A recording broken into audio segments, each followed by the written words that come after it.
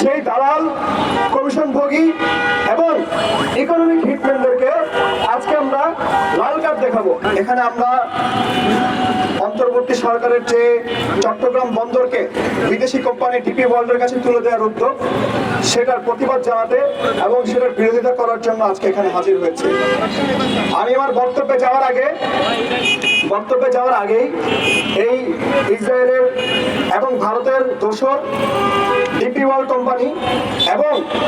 তার কমিশনভোগী দেশীয় যারা দালাল, যারা বাংলাদেশ সরকারে বসে সরকারের পাওয়ার অ্যাবিউজ করে এই বিদেশি কোম্পানির কাছে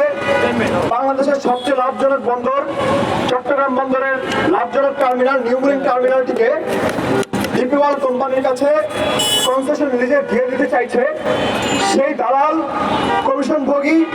এবং ইকোনমিক হিটম্যানদেরকে আজকে আমরা লাল কার্ড দেখাবো। এই মুহূর্তে আমরা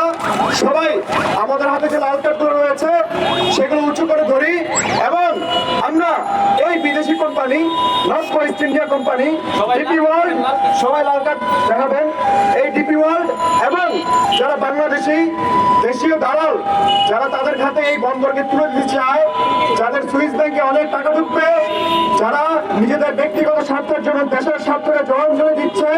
যারা জনগণের স্বার্থকে দেখছে না, যারা সুদূর ভবিষ্যতে বাংলাদেশকে